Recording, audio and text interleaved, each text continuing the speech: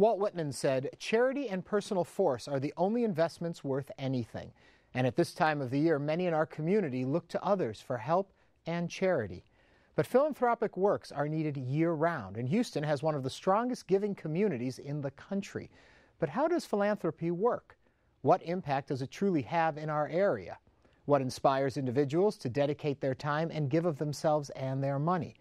And what should be government's role in helping those who are in need? Tonight, we explore the art of giving. I'm Ernie Manous, and this is Houston 8.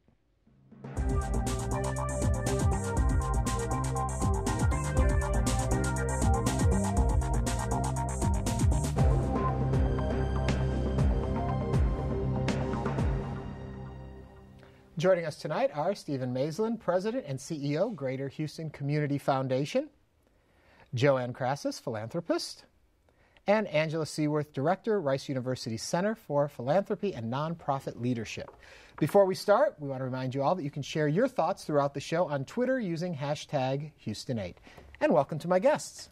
And a wonderful time of year for all of us to be here and chatting about this. The best. Yeah, let me start off with how important, how successful is Houston as a community when it comes to philanthropy? I'll start with Joanne. Very. Yeah. Everyone talks about Houston and how philanthropic people are. We've probably got some of the greatest, sometimes most expensive events in town, and how people continue to grow and evolve and bring in more people, more organizations, and get the money they need. It's been amazing, and I think it's literally the talk of the country. Houston's great. It's generous. The pockets are open. The heart is open. I love Houston because of that. Yeah. But we're good. Stephen, why is it? Why is Houston so successful at this? I think probably at least a couple of main reasons. One is the entrepreneurial culture. I think people, the idea of taking care of yourself and the private sector and what have you. And we're blessed with the economy, relative to the rest of the country, particularly with the oil and gas industry. But it's been part of the culture of Houston going back, as far as anybody can remember, I think. Angela, tell me a little bit about how a city functions with or without philanthropy. How important to our development of this city is this philanthropic giving? Well, philanthropy is really critical to our society in general because it's not just the economic base. Philanthropy is really the primary mechanism that we actually allow our values and ethics to shape our society. Every time we choose to get involved with something, go to one of these large events that we have, every time we choose to make a gift, we're expressing our own values. And that's what shapes us. We can tell what a community cares about by how it really rallies together to improve itself and also to care for the most vulnerable people who live in it. And before we get too far into the whole conversation, I do want to make a point to our audience out there that when we talk about, you'll hear us talk about balls and events and all these big things, the galas that happen, and you'll hear about corporate giving, all that. But philanthropy can start with the simplest gift from one person to another. I'll let you take that. Oh, absolutely. And the main thing I guess we should think about within philanthropy is that it's the fundamental part of our society in which we reciprocate with one another. It's how we interact. It's how we learn to care for each other, and it's generosity. Those are the fundamentals of philanthropy. We can all learn about the economic tools and the different ways that we can use to channel funds to organizations, which we all need those resources. But what's really inspiring about what we do is really how we care. And that comes from understanding how we take care of one another. And I think, I think it's interesting that I know at the Community Foundation, 5 years ago when we talked a lot about philanthropy, we'd get feedback from donors saying, well, philanthropy's for the Rockefellers. It's too highfalutin a word. Mm-hmm. And now I think people have come to embrace exactly what Angela's talking about, that when you talk about charitable giving, but you align it with your values and, it's this love of your fellow human being, that people are really beginning to embrace that concept much more broadly. Yeah. And I want to take it to where the volunteers are coming from, because that's where our community bonds, where we work together towards a common goal, a cause that we particularly are interested in. But it also bonds us with the community, because the people you meet, the friends you make, the causes that you celebrate, it's just in every aspect of that volunteering community, you grow as a Houstonian. This is our city because we work together to make it happen and get so excited of the possibilities. And it's been a big part of why I got started. And it's the legacy that I've also gotten from my mother, who through the years volunteered and gave. And it's like, I'm doing this for her, and hopefully my daughter will do it for me, and so on and so on. It's a continuation of life. Explain a little bit within the family structure how that's imparted. People often say they want to do good, but as you said, your mother inspired you. How? What were the lessons? First of all, they say your greatest role model is the parent of the same gender.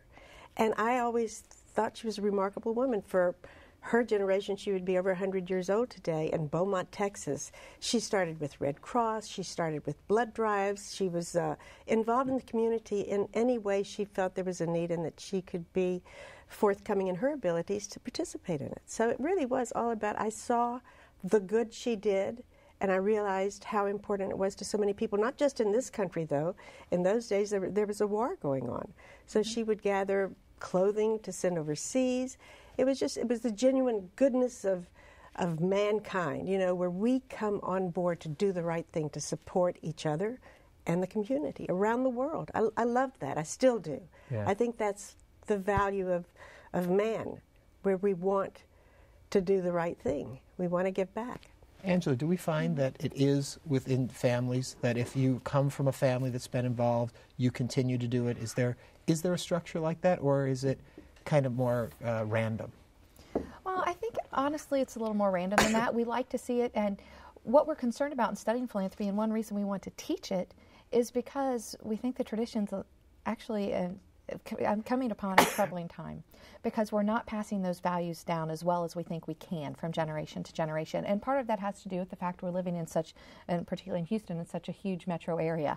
Sometimes it's easier to feel that sense of community when you're in a community of hundreds or thousands rather than millions. So we want to make sure and focus on it. And we want to, as we teach people, we really study philanthropy by defining it as voluntary action for the public good. And in that space, everyone has a role. Mm-hmm. And we all have a responsibility to try and serve as role models, even if it's not our immediate family members. It sounds like you had a wonderful experience and opportunity to learn from your mother. But Joanne brings up a really interesting point that I hadn't even thought about in prepping for this, is, as I call it, the war effort. That generation really was called upon to help out at home. And so that and their next generation, their offspring, their children, carry a lot of that, I would assume, forward.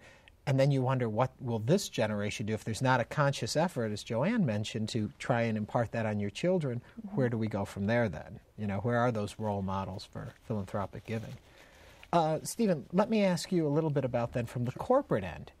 When we hear about corporate giving, I think, and I don't mean to be disrespectful to all those great corporations out there, but I think a lot of cynics out there would say it's the tax write-off. That's why they get involved.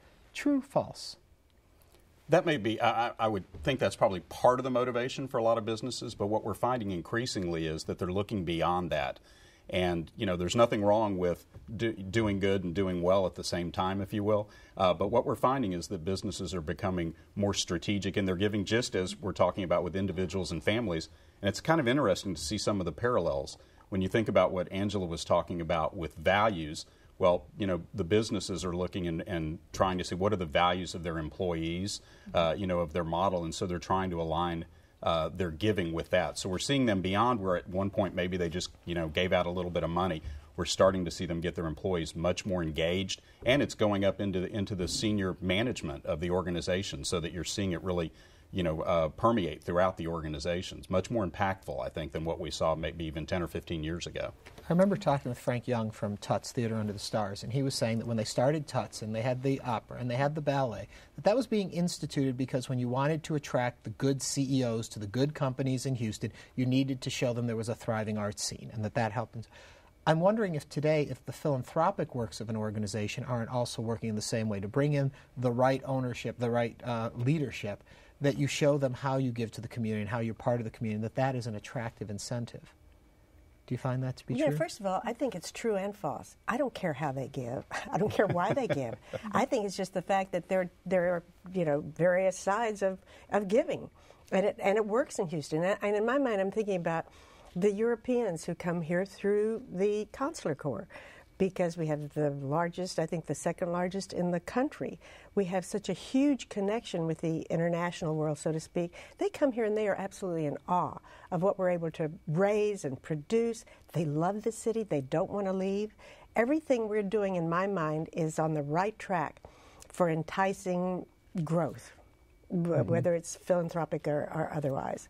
So I'm a big fan of Houston. Yeah, I feel I can so tell. blessed to be here. Really, it's a great city. I am a big fan of yours because when we talk about people who are involved with philanthropy and at that level that you've been involved, you think they run around and they chair events and that's it. And I have seen you in every step up Absolutely. and down. I've seen you at the top and I've seen you schlepping tables and chairs. You know what, though? I am so happy that is where I'm coming from, because I will roll up my sleeves and cook a meal and serve a meal to the families at the Ronald McDonald House. I will come here to the Moore School of Music, which is absolutely astounding. It gives so much talent to this city, whether it's a symphony or small groups or whatever, whether it's Baylor College of Medicine. I work with Brass, which has students who come here to further their education in research, trying to find cures for diseases we are all more likely to have than not. I mean, that's what makes me feel good about myself. I don't do it for any other reason than I want to support the city in every way I can, whether it's physically, whether it's financially, whether it's intellectually. That part may be a little bit tough, but it really, I mean, it lends itself to giving. I want to give because I know we're doing the right thing here. I know we are. Is that what we hear from a lot of folks out there? Is this a community that is on the same page with Joanne? I think so. Steve, from your experience, I would absolutely agree with that. Yeah, I do as well. I mean, I think that it's a community, it's like a lot of things in life, it's got momentum. And Houston, has long considered itself a philanthropic community and, continues in that direction. And I think, what we find at the Community Foundation are families very concerned about that conversation we had before about values and training the children and letting them see how fortunate they are, relative to the rest of the world. Many years ago, I had an opportunity to interview, of course her name escapes me at the moment, Arianna Huffington, and she wrote a book called The Fourth Instinct. And the idea behind that book was that our fourth instinct we all have is the instinct to give back to others, to support those around us in our community. What do you think on that topic? True, false, that's just inherent within us to give to fellow man? I think that it's inherent, but it's something that also can be learned. It's like we have that debate about leadership. Is it nature versus nurture? Sure. We really can learn more about how to give, and not from the technical aspects, but we can teach children at very young ages about the fundamentals of philanthropy that play out very differently because as they grow, because our ability to give and our ability to understand the concepts of philanthropy, that evolves over time. And it should. We should embrace that. But there's not a reason that we shouldn't start talking to our children about generosity and reciprocity, and also using history to help them understand the people who have come before us and help make Houston great and what they've given, so we can have institutions we all enjoy and are so proud of. I definitely think it's more likely to be taught. I do think it's something that you learn through the people you admire who try to do the right thing. And also, Houston is such an enormously diverse community. That's another opportunity for us because each culture brings their own tradition of philanthropy. And sometimes people look and they go, well, there's a group that's not that philanthropic. And almost invariably, it's that they're not philanthropic in the way that we might look at it through, existing institutions. They're sending money back home, or they're doing it through their, religious establishment or what have you. And so there's a lot of opportunity to share among the cultures within Houston. Okay, the elephant in the room. A lot of people there will say, and I don't even know how to approach it. I think the easiest way is just topically to say, what should be government's role in this? There will be the arguments, government should be doing this. There's the other side of the argument that government should be out of it. People should take care of people. Where do you all feel government falls into this supporting those less fortunate? Hands across the table. We need to work together. Government needs to do what's right for the country and the people. So it's sort of a mixed bag because sometimes they can pull apart, one not realizing what the other needs, but they've got to work together. And I think that government has a couple of roles to play there. Totally in agreement on that. That one is with the tax laws to encourage philanthropy because you asked about corporations. Families and individuals are the same. They want to do good things. They want to honor their values, but they want their tax benefits as well. And so I think that's an important part. But another one that's a conversation we're having all the time, and it goes totally to this issue of linking together and partnering, is scale. That philanthropy plays a wonderful role in innovation. Look at education in Houston and the charter schools and all these different ideas that are being tried. But when it's time to scale them broadly, going from thousands or tens of thousands of kids to hundreds of thousands and millions, you're going to need government in that conversation. And so that idea of scale and picking up after some of these models have proven out is a critical role for government. You really are pinpointing it. That's perfect. Yeah. That's the answer right there. You were saying? Well, government and philanthropy has had this very strange relationship for years, and I think it's complicated status for about the last 50 years. But originally, it really was that nonprofits were the incubators, and then government would scale things up to size and to benefit everyone. And then the 80s, things changed a little bit, and the government started to see nonprofits more in the service provider role for what they wanted to accomplish for our society. So we interact constantly, whether it's legal or policy or in the service provider roles. We're constantly interacting, and it's going to continue to become more complicated with the hybrid organizations that are happening now. And I think that we're going to see a lot more of those in the next 15 to 20 years, where we're openly having government and nonprofit organizations partnering with one another. But it's a healthy tension, I think, to make sure that we can try and have innovation and then also be able to provide the services on the scale that our community needs. Take me way back. Historically, in our country, philanthropy and interworking with the government from the very beginning of the country, what do you see there? Well, one of the most interesting things, in my opinion, is the separation of church and state. Well, of course, the First Amendment gives us the ability to actually come together and voluntarily associate and to raise money and to promote and advocate for the things we believe in. So I guess that should really come first. But then the separation of church and state was huge because it allowed women and minorities to actually control assets through their churches. And we started to see early on, before women could vote, we were seeing a lot of efforts to really build parallel power structures for women and minorities through their churches and to be able to accomplish a lot in our communities. So those are two key points within the government structure that has actually inspired growth in the nonprofit sector. So then through the years, though, when does government become more active in taking care of the community, and when does it then step back? It steps back about the 80s, but when does it get more? It comes more active around World War II, and then through the 70s, and then the mid-70s we had the Filer Commission, when we realized that there was so much happening in this public space. And then at that point we defined the third sector. And during those discussions in the mid-70s, this third sector wasn't supposed to be something to compete with government, but something to complement it. So that's really when we became to have a structure within a nonprofit world to understand what all of this voluntary action and fundraising was. We named it so we could understand it better. And then in the 80s, the government decided to start relying on nonprofit organizations more to actually carry out the services. And to coming back to something kind of simple, as far as Houston is concerned, and that's really the fact that the wonderful thing about Houston is that if you want to come here and get involved, everything is open to you. If you want to give your time, your energy, your money, the doors are open. There's some cities that people will go to that say, it's kind of closed. If you don't know so-and-so, if you're not connected here. Whereas Houston welcomes anyone who wants to get involved. That makes our city greater. I think it makes it more prosperous. I think because people are willing to come in, get involved, raise the money, give it back. It's all a very positive connection. And really, America came to age when the women were allowed to get stronger and do better and lead more. We're fantastic. Women aren't they're not coming into their own in philanthropy now. They've been doing it for a long, long time. A long time. And the more we learn about it, the more inspired I become. And that's a big issue in the philanthropic sector. There was a study I was reading the other day, and something like 80% of the philanthropic assets are controlled by the women and the families. And the nonprofit organizations need to, understand that more, many of them, and learn how to reach out and connect more. Just to go back to what Joanne said a moment ago, why do you think Houston is open like that, where other cities are closed? I don't know.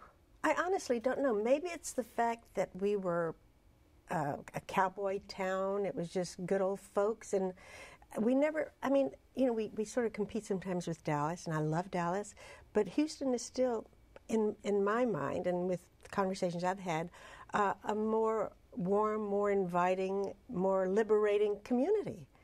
I honestly, I don't know why. I know that people talk about Houston's a great place. Stephen, any ideas why? Well, I mean, I think that so parallels the business culture. People always talk about how you can come to Houston, and if you're willing to, roll up your sleeves and you can perform, and you're hardworking and you're honest, you can succeed in Houston. And I hear that so often from people who came from from other cities. I do too. And so I think the philanthropic sector is paralleling the culture, and I do think it has a lot to do with our history. You spoke a little earlier about cultural differences, and I'm curious, globally, how do different parts of the globe deal with philanthropy? I keep stumbling over that word. They've got to come up with a better word for it. It's easy. 4 syllables. Yeah. It's a long one. How do we compare with other countries? Where are we seen as unique and different the way we get involved in support, where other countries have government support and all that? Absolutely. Philanthropy is part of our American character, and it really comes from coming here and with John Winthrop coming over on the Arabella saying, we're starting in a new world, and this amazing speech about the sense of community, that we have to do what we need to do together if we're going to survive, and that has just continued to grow and thrive. And what I would say about Houston in that same sense is that our social capital really comes from the sense of entrepreneurship and the fact that everyone's valued, but that our active philanthropy really is one of the reasons anyone can come here and do so well, because our social capital is so strong. I'm talking about capital in general. I'm going back to Stephen on this one and say, what kind of an impact does philanthropy make in the Houston community? When we really break it down, what are we supporting through charitable giving in this town? Well, in terms of the size and scope, the latest numbers I've seen from our friends over at Sterling and Associates were something like $5.4 billion in 2010. So you're talking about an enormous amount of giving just in the greater Houston area. Wow. And the huge majority of that, I think a lot of people don't realize, comes from individuals and families. Can you break that down? I'm curious about that. So corporate, I mean, how are the numbers? Corporate, off of those numbers, and they're approximate, corporate is about or business, let's call it, $300 million. The foundations give about $800 million, and everything else is individual, whether direct gifts or through bequests, what have you. And I think a lot of people think that those numbers are kind of reversed, but that's really how they play out. And a lot of that is small dollars. To Angela's point about, how it's the fabric of our community, I think that's exactly right. So it has a huge impact. And nationally, and Angela would probably know these numbers better than I am sure, but I think the nonprofit sector is something like 2% of GDP, somewhere in that range. So it's a huge part of our economic environment as well. So then, could you envision a Houston without the giving spirit? What would we have here? It would be very different. Because, I mean, I know we often think when we talk of this topic, we're talking about feeding the poor and the hungry, but we're going much bigger than that. We're talking our arts organizations, our medical center, all of the development that we see around the city that's coming from those. It's just pretty much mind-boggling. Well, the nonprofit sector has really exploded since the mid-1980s, and even in the last decade, it has, as far as the types of jobs that we're providing. Over 10% of U.S. employment is due to the nonprofit sector. As Steve mentioned, it's just over 2% every year in GDP. That's philanthropic giving alone. That doesn't take in any consideration what we're actually providing through the economic sector and the work that we do and the fees that we generate. Right. So it's a large part of what we do and I guess a large part of our everyday lives, but it seems to be misunderstood. I think to a certain degree we are a role model, because so often I'll hear of some city calling Houston to find out exactly how we're raising our money and what road we take to create the environment we have to want people become involved and give more. So I think Houston really has become a bit of the one to emulate. We do it right. A message I would love for you to share with the audience is you don't need to be a gazillionaire to be involved. But I am a gazillionaire. Are you now? Yeah. I had lost count. I keep saying that in my mind every time I buy a ticket to something. Yeah. But the truth is, again, that's where volunteerism come in, and it's so easy to do. Another thing, the friends that I've made in Houston, because I came here not as an outsider, but wasn't originally from Houston, was a Greek immigrant's child who was a little bit isolated, and that I grew up in a Greek community, so it was, but God, how do I assimilate in Houston? Because I don't really know anybody, but it was all through the connections I made slowly but surely through organizations I had a passion or not for, because in my mind it was just getting to know people. That was my challenge in the beginning, and it's also my gift because I have great friends. I love everything I've done. I love what I've supported. I feel like I'm really a part of Houston because of it. So it's sort of simple. You don't have to have the money to be a part of it. They love you maybe a little bit more if you do, but that's okay. Because you can pull out that checkbook. That's okay. I can't say that I don't zero in on some of my friends that can afford to do more than I. But generally speaking, when approached correctly, they come on board and they do the best they can when they can. And people can also donate. You got 5 seconds. Okay, they can donate time and talent as well, and that's very important to nonprofits. Right. Well, I thank all three of you. I'm sorry, we have run out of time before I get back to you. But thank you guys all for coming in and for sharing this, and especially at this time of the year for taking the time to come join us. This is fun. Thank you. Yeah, thank you. Now, each week, we invite you to visit our home online at HoustonPBS.org/Houston8. There you can read about the guests, learn more about the topics, and even watch past episodes. Next week on Houston 8, a look back at the top stories of 2011 from national to local. Our panel will share their insights into each of these stories and look at how they were covered. That's next Friday at 8 o'clock right here on Houston 8. That does it for us tonight. Until next time, I'm Ernie Manous. Happy holidays.